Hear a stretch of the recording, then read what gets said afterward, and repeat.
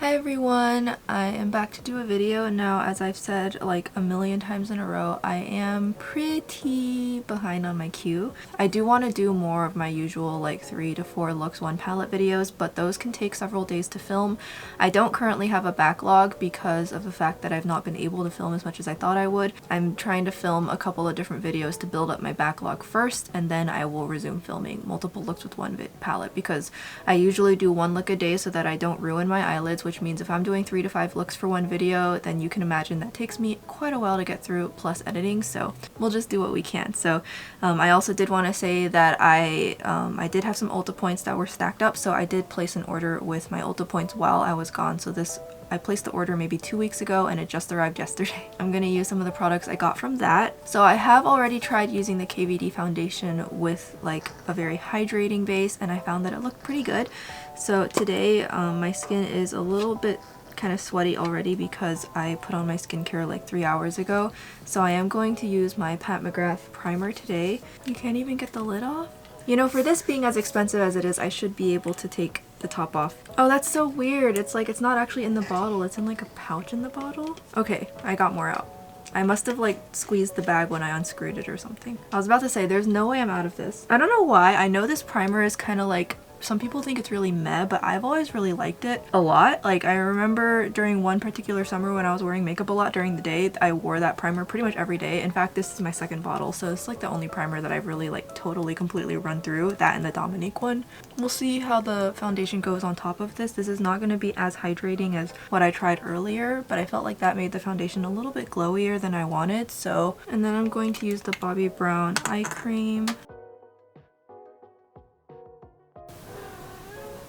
Okay, so I'm gonna try out this, the BAREMINERALS Complexion Rescue Brightening Concealer. I did used to like the Complexion Rescue Tinted Moisturizer back in the day, but then I just kind of stopped liking sheer coverage products, so I just, you know, after I used it up, I just kind of was like, I'm done. So I'm gonna try this. I got it in the shade Birch 1.5. I don't know if this is going to be the right shade for me, honestly. I don't expect this to be full coverage. Now, I do know that BAREMINERALS has recently been kind of trying to like make all their products clean, and I really don't like how so many companies now, like Dior, you know, and BAREMINERALS and so many other companies are starting to try and make their products really clean. It really irritates me. Like, I really want to try the Dior foundation and concealers. Same with Haus Labs. I really wanted to try Haus Labs with the rebrand. I do like Lady Gaga's music, and I'm not gonna because I don't do clean beauty. And then I found out that there's a lot of other products that I have in my collection or that I've bought that didn't qualify as clean, but if you read in the detailed fine print, you'll see it has no parabens, and I'm just like... So yeah, as you can see, it is definitely not full coverage. It does feel really nice. It felt almost like an eye cream, which is really cute. So I think this will be a really great thing to wear under my foundation. This is the shade Light 04, which I got it because all the other undertones in the light range just did not look like they'd work for me at all. When I first tried it, I was like, okay, I kind of look like a ghost. But it does actually oxidize about half to one shade down. For me personally, that does mean it kind of will match me a little bit better after it's oxidized, so I don't really mind. I thought initially that this would, it does look too light, but it actually does. Over about half an hour it will oxidize down, so I initially was like super scared, but then after it oxidized I was like, you know what, it looks pretty good. It is very thin and watery, but it does dry out really quick, so I try and apply it in sections at a time. I don't really use brushes to begin with, but this with a brush would just look terrible. It is quite full coverage, however the layers I apply are pretty thin, so some of my darkest sunspots and like this red spot down here are still going to be visible because I'm trying not to apply a full heavy layer. But with one thin layer it is very high coverage, and I do really like that because I am kind of on a full coverage kick these days. But yeah, I think the key with this foundation is really to apply less than you think you need, because a little does go a long way, and I can see this looking really bad if you put on too much. But yeah, I know on the website it said Light 04 was light with warm undertones, but honestly, when I looked at it, it almost looks borderline pink. Now it does oxidize a little bit, it does oxidize warmer, so at the end of the day it does work, but it kind of makes me want to go in store and test out Light 06. So for my concealer, I'm going to use the Tom Ford concealer. I've used this in a video already, Just gonna use it again. Hopefully it's not darker than my foundation. We'll see. This concealer is not as full coverage as I was hoping it would be, but with this foundation plus the Bare Minerals underneath, I'm hoping I can build it up to full coverage. I'm just gonna use a kind of fluffier brush that doesn't move the product around as much, just to kind of smooth out the edges. I always focus it right on that groove. Yeah, the Bare Minerals concealer, it reminded me of those correcting eye creams that are kind of trendy in Korea right now. There is one that Minsko recommended that has a lot of moisture in it from a brand called SHISEIDO, and I am considering getting it, but I just don't. Kind of having to do a mild low buy. I'm thinking of making an accountability series where I talk about the makeup I buy in a month, and I also want to make sure I'm thoroughly using and enjoying what I have. So as you can see, it's not correcting the, I can still see the groove, but at the same time, it looks really like fine. It just kind of looks like me, and my concealer doesn't look heavy at all. I look like I have honestly no concealer on at all. I really need some contour, so I am going to review the Flower Nose Chocolate Shop collection eventually, and also I just need to do a whole Flower Nose catch-up video. I know I need to. I'm really trying so hard right now, but I'm going to use the contour palette here. I kind of mixed the two shades, and I am going to apply it a little bit more heavily than normal. So I'm going to use this big Sonia G brush. I hardly use this ever because it's so big. I also need to just remember to use my more expensive natural face brushes more often. I feel like I don't use them often because they're so difficult to wash. I feel bad using anything super colorful with them, but at the same time, like, I bought them, I need to use them. I brought this brush with me on vacation, and my sister actually ended up using it way more than me.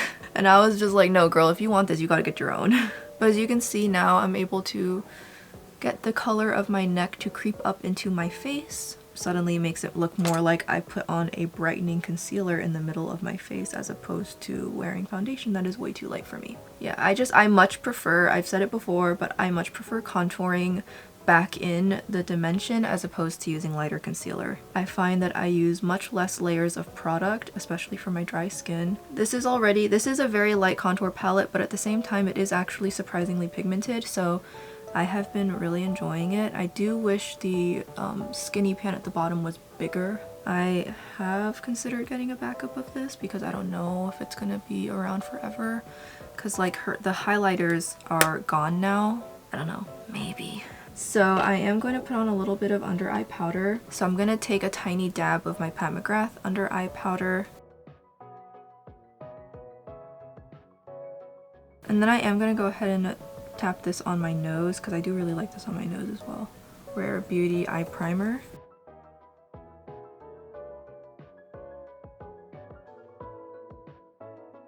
Okay, and then I'm just going to zoom through my eyebrows really quickly.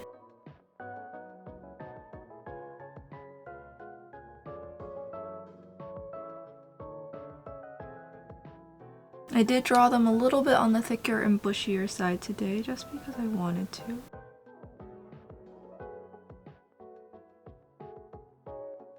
Okay, so my eyebrows are done. They look really good. I'm going to now go into this palette. Now, I know there's a way you could have organized it so that it was arranged by the day that it came in, but I personally did, of course, rearrange it to my own personal liking. So this is my personal arrangement of it, which just is a little bit more kind of fun and inspirational to me.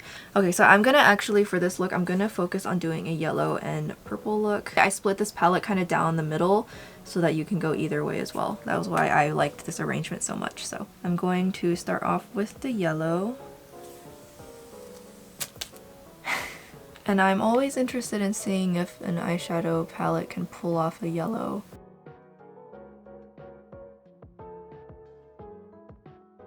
This one is not like a true yellow. It's more, it has a little bit of orange in it, so it's gonna feel a little bit more of like an earthy yellow. I am interested in getting a tackier eye primer for whenever I'm working with colors like these. The Rare Beauty one is just kind of like a nice average middle ground eye primer. It does a little bit of everything. I have considered repurchasing the Fenty Beauty eye primer just because that one is stickier. Okay, so that's what that's looking like right now.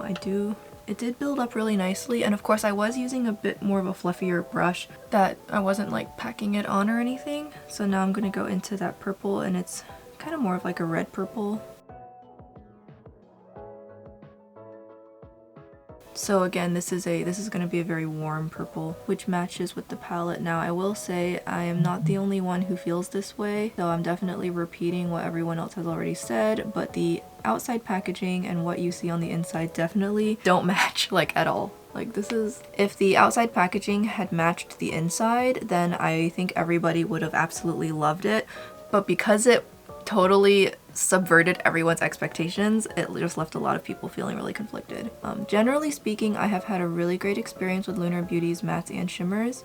I did not pick up Moonspell 2 because I wasn't really interested in it, and then I heard some people have some criticisms about the formula, so I never ended up picking it up ever. But I do really want Nude Prism. It just sold out during Black Friday and I haven't had the money to get it yet. It's permanent, so it's not like I'm missing out on anything. Hoping to pick that up sometime, particularly the blush palette. So I kind of created a negative space thing there, and the hardest part of course is going to be replicating that on the other eye, but as you can see, that was very easy for me to build up and blend. Now I'm not getting it to look completely true to pan because again I'm using a fluffier brush.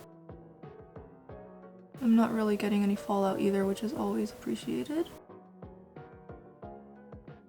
Yeah, as usual, sometimes when I do one eye, my other eye doesn't look quite as clean, but we'll try our best.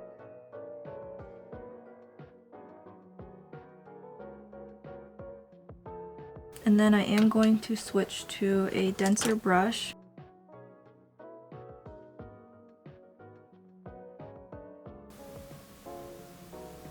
Yeah, that's really pretty. And then I am going to start using that on the lower lash line as well. I do have some leftover sparkles from some eye makeup I was doing yesterday, so just excuse that if you see it, it's kind of just hanging around my waterline. Oh, I just realized I forgot to zoom you guys in, sorry.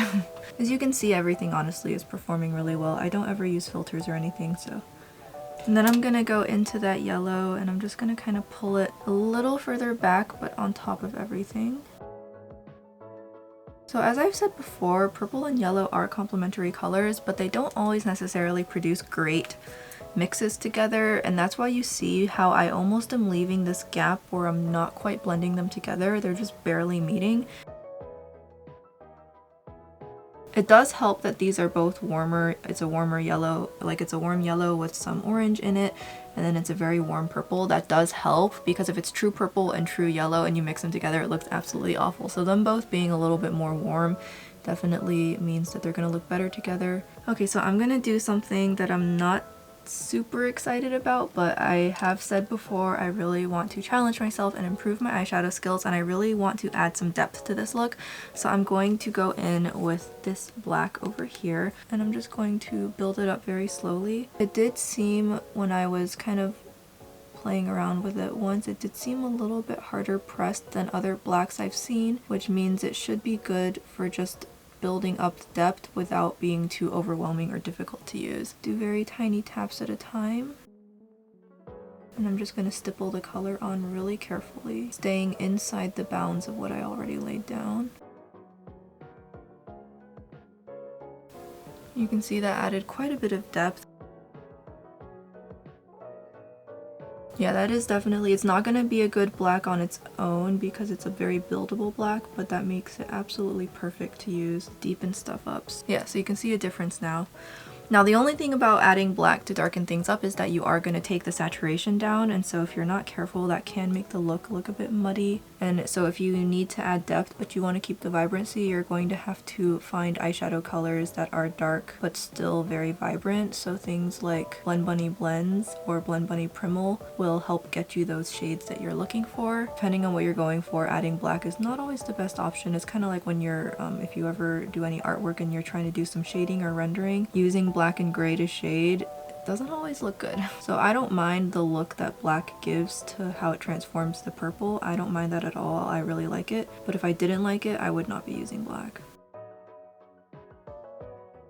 And then I'm using the black on the lower lash line. Now I did bring it in a little further on the left eye than on the right eye, so I'm just going to take what's left on the brush and I will have to balance out the eyes. And that's gonna be the mattes laid down. I actually really like this. I know I only used 2 mattes in this or 3 mattes so far, but I'll use the other 3 mattes in my second video using this. I know this sounds really strange, but I almost don't want to use shimmers because I really like how clean the negative space effect looks without having to have used concealer. I think I'm just gonna go ahead and put down an inner corner shade and then a lower lash line shade and just almost be done with it because I really like how clean this look has turned out. I bought this Picasso brush thinking it would be my concealer brush I've been dreaming of, and it ended up being awful, so I trimmed it down and now I just use it as a shimmer brush. So I'm going to use this shade right here on the inner corner, and I personally historically always loved Lunar Beauty's shimmers. And that's another reason I like really want Nude Prism whenever I can get my hands on it, is because the shimmers look like they are to die for. So I'm just gonna stick the gold there. I just really want some brightness. I could use a face highlighter, but I'm just gonna put this on top to brighten it up. This shade is a little bit more smooth and less kind of sparkly, but it mixes with the gold really well. Okay, yeah, so now you can see I've got some brightness going on. Okay, and now for the lower lash line, I am going to go in with this shade right here. I don't need the lower lash line to be super loud. Ooh, I love this. I don't really like when purple shimmers have a really strong pink flip. Anything like red to pink flip or purple to pink flip, I'm just not a fan of those kinds of pink shimmers or like iridescent pink highlighters. I don't like those either. So this one is that it's a redder purple, but it doesn't have a pink flip. A little bit darker than I expected it to be. And then I will take a little bit more of the inner corner highlight just on the innermost part so that it kind of matches what's on the inner corner. Okay, so I didn't end up doing as intensely metallic of a look as I thought I was going to do, but I actually really like how this look turned out with the negative space in the middle. Definitely something that was really fun for me to pull off. I'm gonna put on my lashes off camera, my mascara off camera, and then I'll be back to finish up the rest of my face of makeup. So give me a minute. Okay, so I put on my lashes and I put on some lower lash mascara. I used the Huda double-ended mascara, the volumizing side, which I always think makes my lower lashes look so much thicker. This look is pretty subtle, so I didn't really want to have super long lashes that would kind of block them out, so that's why I have that going on. I need to put on some blush because my face is super bare. I think I'll use both because I think these both have a place. So I'm going to go ahead and I'm going to start off with this one. I don't use this shade often at all. It's one of the first shades I ever got, so is it getting dry? If it's getting dry, I may have to say goodbye to it. The initial ones I bought, I threw out the stoppers, which I'm just going to use a very gentle and soft brush. This one is from Laura Lee. Her synthetic brushes are so soft, it's kind of should be illegal. I'm not sure what she did. And I'm gonna focus this more on the back of my face. Yeah, you see these clumps here where it's clumping up? That is because it is getting dry. Oh, that's sad. I initially was gonna pick up the shades I never got my hands on, but because of the fact that it's, you know, got a shelf life on it, especially with how I threw out the stopper, I ended up deciding against buying them. They've been discontinued. Which I've had this since before I even started my YouTube channel. It has lasted a good long while. Yeah, you see the clumping? That's just from the product being dry. I have used some other shades in my collection that are not anywhere near as dry as this, and they look way better, so you guys definitely know that this is a really good product. If you do manage to get your hands on any of these shades, which I think you can find them mostly on e-cosmetics at this point, don't throw out the stoppers. Now I do actually, well, I don't know if I'm gonna throw it out because I'm able to blend out the clumps with my fingers, and I will say the drier it is, because like this, when it's super new, it is prone to taking off my foundation. But now that it's so dry, I feel like it's not really taking off what's underneath like at all. So maybe I'll actually, I'm just kidding, I'm gonna hold on to it because I can just use my finger to kind of blend out the clumps. I might see if I can revive this. I have Duraline. I think Duraline tends to work with just about everything, right? Okay, so now I'm going to use that JACLYN blush stick, and this is definitely nowhere near as dry. So I like to put a little bit onto the brush. this on the inner part of my face. It's a little bit lighter. This will also help to blend out any clumps that I missed of the Shiseido one, of course. And another thing, like if my foundation is ever super light, adding a little bit more blush than normal can help with kind of masking that. Actually, Overruled is a little bit darker than I expected. I haven't used the shade in a little bit, so my blush is going to just be a little bit more intense today, which is fine. I'm going to use setting powder to set it, and that will also soften it a little bit. But of course, you guys know I do really like a heavy hand of blush anyways. I have such a long mid face that adding more blush fills that space. And I do like how that blush is kind of giving me a natural glow. I'm not going to set my face. I'm going to go straight in with highlighter. And today I really want to use, because I use some cream products, I might as well, I'm going to take advantage of that. I'm going to use the Glow Cream base from the My Dream. I have definitely said before how much I love this particular specific shade in the palette. I don't know why, something about it is just really, it just looks so good on me and it works so well with whatever I use. And I don't put anything on top of it because it looks so perfect on its own. I don't know what about it looks so good, but I always just feel like I get such a good result out of using it. And I am just going to put a little bit here. I didn't powder this part of my nose, so I will put a little bit here. The only thing is this product does not do well on top of powder products. That is true, so it just looks so good. And I'm just really kind of leaning into that natural glow that the blush products already gave me.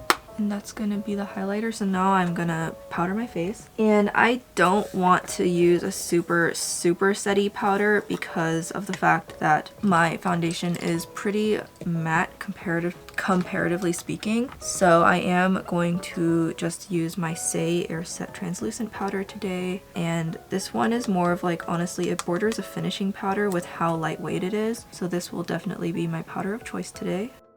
Barely sets everything. And I have had this for a while now. I'll have had this for almost a year and it's still going strong, so I'm glad that it didn't, you know, go bad instantly. So that's going to be the complexion finish, so everything has been nice and set but without looking too terribly dry. So just because I am doing wear tests and whatnot, I am going to use the Benefit POREfessional setting spray, which is one of my favorite setting sprays besides the Dialbo one, which I'm not going to be able to get anymore very soon. And now last thing is going to be my lips. Now I was going to go with a matte lip, but my lips are kind of flaking right now. I really need to like go in and actually exfoliate them to smooth them back out. So I'm just going to go in with something either kind of satiny or glossy. So first I'm going to use my lip liner. Honestly though, I need to sharpen all of them.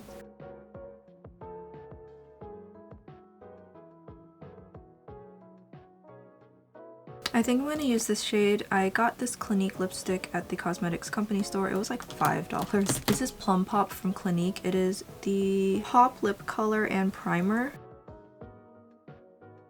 This is definitely not a shade I'm going to use very often because if I don't wear it with the right products, it will make me look dead inside. But I think with this look, it's good. Yeah, you can definitely see how this shade, if I don't wear it right, can look so bad on me because of the almost gray milky undertones. Okay, so this is going to be the finished look. I actually do really like how it turned out. It's a little bit more minimal than I usually would go for, but I think there's something quite nice about how simple it is. I forgot to breathe. So yeah, I hope you guys enjoyed this look using the Lunar Beauty palette, and I may, if I ever am like really overwhelmed and I need to have kind of a backlog of videos to upload, instead of doing 3 looks 1 palette, I may just do 3 separate get ready with me's using the palette 3 times, if that's okay with you guys. And you can always just skip through the video to see the part where I'm putting on the eyeshadow and then go to the next video. Like, you know, that's completely up to you guys. So let me know if that's okay with you guys, or if you guys would really dislike seeing that, because I do kind of sometimes have to balance my upload frequency with my content, but you just let me know. But yeah, I'm going to call this video done. I don't really have much else to add. As always, please feel free to leave a comment. I'm always down in the comment section talking to you guys. And yeah, I'll see you guys in the next video. Bye-bye.